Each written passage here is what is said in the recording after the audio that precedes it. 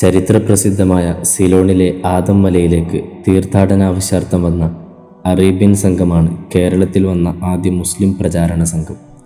ഹിജ്റ വർഷം 21 റജബ് മാസത്തിലാണ് മാലിക് ഇബ്നു ദീനാറിൻ്റെ മതപ്രചാരണാർത്ഥമുള്ള സംഘം കേരളക്കരയിലെ കൊടുങ്ങല്ലൂരിൽ വന്നു കപ്പലിറങ്ങുന്നത്. ഖലീഫ ഉമർ റളിയല്ലാഹു അൻഹു ലോകപ്രശസ്തി ആർജിച്ചു വാഴുന്ന AD 642-43 വർഷങ്ങളിലാണിത്. കൊടുങ്ങല്ലൂരിൽ കപ്പലിറങ്ങിയ സംഘത്തിൽ 22 മതപണ്ഡിതന്മാരുണ്ടായിരുന്നു. കേരളത്തിലെ തീരദേശ പ്രദേശങ്ങളായ കൊടുങ്ങല്ലൂർ, കൊല്ലം, കോഴിക്കോട്, ചാലിയം, താന്നൂര്, പൊന്നാനി തുടങ്ങിയ പട്ടണങ്ങളിൽ ഇസ്ലാമിൻ്റെ ആഗമന കാലത്ത് തന്നെ നിർമ്മിക്കപ്പെട്ട പള്ളികളിൽ അറേബ്യയിൽ നിന്ന് ഉന്നത പണ്ഡിതർ ദർസധ്യാപനം നടത്തിയതിൻ്റെ സൂചനകൾ ചരിത്രത്തിൽ ദർശിക്കാൻ കഴിയും. ഏകദേശം 800 വർഷങ്ങൾക്ക് മുമ്പ് താന്നൂരിലെ വലിയ കുളങ്ങര പള്ളിയിലാണ് ദർസ് തുടങ്ങിയിരുന്നത്. ഈജിപ്ത്, യമൻ, ഹളർമൗത്ത്, ഹിജാസ് തുടങ്ങിയ പ്രദേശങ്ങളിൽ നിന്നുള്ള പണ്ഡിതന്മാർ അവിടെ അധ്യാപകരായി സേവനമനുഷ്ഠിക്കുകയും ചെയ്തു. പ്രശസ്ത കർമ്മശാസ്ത്ര പണ്ഡിതനായിരുന്ന ഇമാം മുഹമ്മദ് അബ്ദുല്ലാഹിൽ ഹൽറമി അൽ ഖാഹിരി അവിടെ മുദരിസും മുഫ്തിയുമായി സേവനമനുഷ്ഠിച്ചതായി ചരിത്രം രേഖപ്പെടുത്തുന്നുണ്ട്. കേരളത്തിലെ മുസ്ലിങ്ങൾക്കിടയിൽ സുപ്രധാന ദിശാമാറ്റത്തിന് നാന്ദി കുറിച്ചത് 15-ാം നൂറ്റാണ്ടിലെ മഖ്ദൂം കുടുംബത്തിൻ്റെ കടന്നുവരവായിരുന്നു. കേരളീയ മുസ്ലിങ്ങളിൽ സാമൂഹികവും സാംസ്കാരികവും ആദർശപരവുമായ മേഖലകളിലെല്ലാം നവീകരണവും പുതുവസന്തവും സംഭവിച്ചതുപോലെ കേരളത്തിലെ മതാത്മക വൈജ്ഞാനിക മണ്ഡലങ്ങളായ പള്ളിദർസ് സമ്പ്രദായത്തിലും വേറിട്ട ഉണർവും തേജസ്സും ഉണർത്തി. മഖ്ദൂം കുടുംബം രൂപപ്പെടുത്തിയ വിളക്കത്തിരിക്കൽ സമ്പ്രദായമായിരുന്നു കേരള മുസ്ലിം വിജ്ഞാന രീതിയിൽ തുടർന്നു വന്നിരുന്നത്. പിന്നീട് 19-ാം നൂറ്റാണ്ടിൽ ഉണ്ടായ കൊളോണിയൽ ആധിപത്യം മുസ്ലിം വൈജ്ഞാനിക മേഖലയെ സാരമല്ലാത്ത രീതിയിൽ ബാധിക്കുകയും അതിനെ തരണം ചെയ്യാനായി പണ്ഡിത സമൂഹം കൂലങ്കഷമായി ആസൂത്രണം നടത്തുകയും ചെയ്തു. തുടർന്ന് ഉപരിപഠനാവശ്യാർത്ഥം പുതിയ മേച്ചിൽപ്പുറങ്ങൾ തേടി അവർ യാത്ര ചെയ്തു. ഉത്തരേന്ത്യയിലെ ദയൂബന്ദ്, ബറേൽവി, ദാറുൽ ഉലൂം നദ്വ, ബാഖിയാത്തു സ്വാലിഹാത്ത് തുടങ്ങിയ ഇടങ്ങളിലേക്ക് ആ യാത്രകൾ വികസിച്ചു. മലബാറിൽ ഉപരിപഠനത്തിന് ആവശ്യമായ സ്ഥാപനങ്ങളുടെ അഭാവം ഉണ്ടായ ആ ഘട്ടത്തിൽ പുറം നാടുകളിൽ നിന്നും പഠനം പൂർത്തീകരിച്ച പണ്ഡിതന്മാരാണ് സമസ്ത രൂപീകരിക്കുകയും വൈജ്ഞാനികമായ മുന്നേറ്റങ്ങൾക്ക് ആവശ്യമായ കാര്യങ്ങൾ നിർവഹിക്കുകയും ചെയ്തത്. വരക്കൽ മുല്ലക്കോയ തങ്ങൾ, പാങ്ങിൽ അഹമ്മദ് കുട്ടി മുസ്ലിയാർ, പാളക്കുളം അബ്ദുൽ ബാരി മുസ്ലിയാർ തുടങ്ങിയവർ ഇവരിൽ പ്രധാനികളാണ്. ഇവരുടെ കർമ്മോത്സുകമായ പ്രവർത്തനം മൂലമാണ് ഇന്ന് കാണുന്ന വലിയ കോളേജുകൾ ഉയർന്നു വന്നത്. ഇത്തരം സ്ഥാപനങ്ങളിൽ 1978 മർക്കസിൻ്റെ സംസ്ഥാപനം ഒരു സുവർണകാലത്തിന് ഹേതുകമായി വർത്തിച്ചു വന്നു. കേരളീയ പരിസരങ്ങളിലെ ദിശ നിർണ്ണയിക്കുന്നതിൽ കേന്ദ്രബിന്ദുവായി മർക്കസ് രൂപം കൊണ്ടുവന്നു. കാലത്തിൻ്റെ ഗതി അതിവേഗം പുരോഗതി പ്രാപിക്കുമ്പോഴാണ് പണ്ഡിത സമൂഹം നവീന ആശയങ്ങളെ സംയോജിപ്പിച്ചുകൊണ്ട് ക്രിയാത്മകമായ സിലബസ് ക്രമീകരണത്തോടുകൂടി 2010 ജാമിയത്തുൽ ഹിന്ദ് രൂപീകരിക്കപ്പെടുന്നത്. സമസ്ത കേരള ജമഇയ്യത്തുൽ ഉലമയുടെ കീഴിലായിട്ട് പ്രവർത്തിക്കുന്ന Jamiathul Hind al Islamiya, Islamic university of India, അതിന് കീഴിൽ ഒരുപാട് വൈജ്ഞാനിക പ്രവർത്തനങ്ങൾ നടക്കുന്നുണ്ട്. പ്രധാനമായും കേരളത്തിലെയും കർണാടക, തമിഴ്നാട്, ആൻഡമാൻ ദ്വീപ് ഉൾപ്പെടെയുള്ള ഒരുപാട് ഇസ്ലാമിക ദഅവ കോളേജുകളും ശരീഅത്ത് കോളേജുകളും ദർസുകളുടെയും കൂട്ടായ്മ ജാമിയക്ക് കീഴിൽ പ്രവർത്തിക്കുന്നുണ്ട്.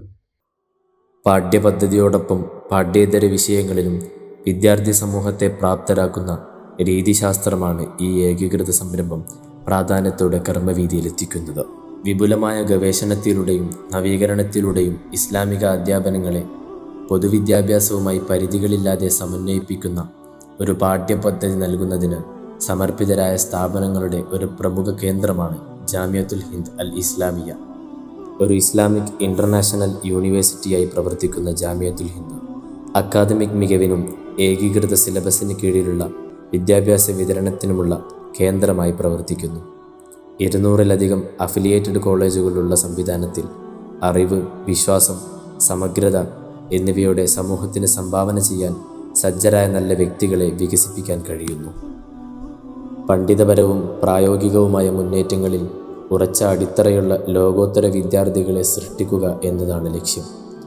3009-ലേറെ പൂർവ്വ വിദ്യാർത്ഥികളുള്ള ഈ സംവിധാനത്തിൽ നിലവിൽ 10,000-ലേറെ വിദ്യാർത്ഥികൾ പഠനം നടത്തിക്കൊണ്ടിരിക്കുന്നു.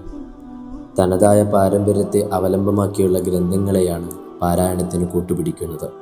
കർമ്മശാസ്ത്രത്തിൽ ഷാഫിഈ മദ്ഹബ് അടിസ്ഥാനത്തിൽ പഠനം നടത്തുന്ന വിദ്യാർത്ഥികൾ ഖുർആൻ വ്യാഖ്യാനം, ഹദീസ് നിദാനശാസ്ത്രം, ആദർശം, വ്യാകരണം, ഭാഷാ സൗന്ദര്യശാസ്ത്രം തുടങ്ങിയ ഇസ്ലാമിക വിജ്ഞാന മേഖലകൾ സിലബസിൽ ഉൾപ്പെടുത്തിയിരിക്കുന്നു.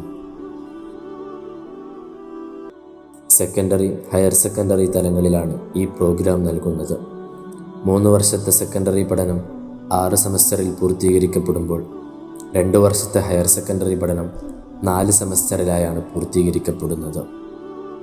കൂടാതെ 5 വർഷത്തെ ബാച്ചിലർ ഡിഗ്രി പ്രോഗ്രാം 10 സെമസ്റ്ററിലായും പൂർത്തീകരിക്കപ്പെടുന്നു. മാസ്റ്റർ ഓഫ് ഇസ്ലാമിക് സയൻസിൽ 2 വർഷത്തെ കോഴ്സ് പഠനം 4 സെമസ്റ്ററിൽ പൂർത്തീകരിക്കപ്പെടുന്നു. വിദ്യാർത്ഥികൾക്ക് സർട്ടിഫിക്കറ്റ് ഉൾപ്പെടെ ഡിഗ്രി പഠനവും പൂർണ്ണമാക്കാൻ സാധിക്കുന്നു. കേവലം 10-12 വർഷങ്ങൾ കൊണ്ട് എടുത്തിരുന്ന കിതാബുകൾ ഇന്ന് ജാമിയ കേവലം 7 വർഷങ്ങൾ കൊണ്ട് അതിനെ ചുരുക്കി കൊണ്ടുവന്നു എന്നത് ഏറെ ശ്രദ്ധേയമാണ്. ഖുർആൻ, ഹദീസ് പഠനങ്ങൾ ആഴത്തിൽ പരിശോധിക്കുന്നതിനാണ് ഈ ഗവേഷണ പരിപാടി രൂപകൽപ്പന ചെയ്തിരിക്കുന്നത്. നൂതന ഗവേഷണ രീതിശാസ്ത്രത്തിനും അക്കാദമിക് എഴുത്തു കഴിവുകൾക്കും ഊന്നൽ നൽകുന്നു. ഒപ്പം കഠിനമായ വൈജ്ഞാനിക പ്രവർത്തനങ്ങളെ ഏറ്റെടുക്കുന്നതിലേക്ക് വിദ്യാർത്ഥികളെ സജ്ജമാക്കുന്നു. സമകാലിക പ്രത്യയശാസ്ത്ര വെല്ലുവിളികളെ അഭിമുഖീകരിക്കുന്നതിന് ആവശ്യമായ ബൗദ്ധികവും ദൈവശാസ്ത്രപരവുമായ ഗവേഷണം നടത്താൻ സജ്ജരായ ഇസ്ലാമിക പണ്ഡിതന്മാരെ സൃഷ്ടിക്കുന്നതിനായി രൂപകൽപ്പന ചെയ്തിട്ടുള്ള 1 വർഷ പ്രോഗ്രാമാണ് advanced finishing course for Islamic scholars. ആധുനിക മതേതരവും നിരീശ്വരവുമായ വീക്ഷണങ്ങളുമായി വിമർശനാത്മകമായി ഇടപഴകാൻ അവരെ സഹായിക്കുന്നതിന് പണ്ഡിതന്മാരുടെ വിശകലന വൈദഗ്ധ്യത്തെ പരിഷ്കരിച്ചുകൊണ്ട് ഇസ്ലാമിക ദൈവശാസ്ത്രം, തത്വചിന്ത, യുക്തി എന്നിവയെക്കുറിച്ചുള്ള വിപുലമായ ധാരണയിൽ കോഴ്സ് നിർമ്മിക്കുന്നു. വിദ്യാർത്ഥികളെ ബഹുമുഖ പ്രതിഭയാക്കി വളർത്തുന്നതിൽ 2023 ആവിഷ്കരിച്ച ജാമിഅ മഹർജാൻ മത്സരങ്ങളുടെ പങ്ക് നിസ്തുലമാണ്. മതവിദ്യാഭ്യാസം കാര്യക്ഷമമാക്കുന്നതോടൊപ്പം ഭാഷാ നൈപുണ്യവും വിദ്യാർത്ഥികളിൽ ഇത് വളർത്തിയെടുക്കുന്നു. മറ്റൊരു പ്രത്യേകതയാണ് ജാമിയ മഹർജാൻ. ഒരു മനുഷ്യനെ ബഹുഭാഷാ പണ്ഡിതനാക്കുന്നതിൽ ഏറെ പങ്ക് വഹിക്കുന്നുണ്ട് ഈ ജാമിയ ഫെസ്റ്റുകൾ. നമ്മുടെ പരമ്പരാഗത ദർസ് രീതിയിൽ റബീഉൽ അവ്വലിന് അനുബന്ധിച്ച് നടത്തുന്ന ചില രചനാ മത്സരങ്ങളും ചില കലാപരിപാടികളും മാത്രമായി പോയിരുന്ന ദർസ് ഫെസ്റ്റുകൾ ഇന്ന് അതിൽ നിന്ന് വ്യത്യസ്തമായിട്ട് ഒരുപാട് ഇംഗ്ലീഷ്, അറബി മത്സരങ്ങൾ കൊണ്ടുവന്ന് അതിനെ ഏറെ മഹത്വവൽക്കരിച്ചിട്ടുണ്ട് ജാമിയ. ദാഇറ സംസ്ഥാനം ഘടകങ്ങളിലായി നടത്തുന്ന മഹർജാൻ ജാമിയത്തുൽ ഹിന്ദിൻ്റെ സവിശേഷ പദ്ധതികളിൽ ഒന്നാണ്. വലിയ വിദ്യാഭ്യാസ ലക്ഷ്യങ്ങളോടെ സ്ഥാപിതമായ ജാമിയത്തുൽ ഹിന്ദ് അൽ ഇസ്ലാമി വിപ്ലവകരമായ പ്രവർത്തനങ്ങളാണ് നിലവിൽ സാധ്യമാക്കുന്നത്. വിദൂരമല്ലാത്ത ഭാവിയിൽ രാജ്യതലത്തിൽ അംഗീകൃതമായ സ്ഥാപനമായി ജാമിയത്തുൽ ഹിന്ദ് അൽ ഇസ്ലാമി രൂപാന്തരം പ്രാപിക്കുമെന്ന് പ്രത്യാശിക്കാം.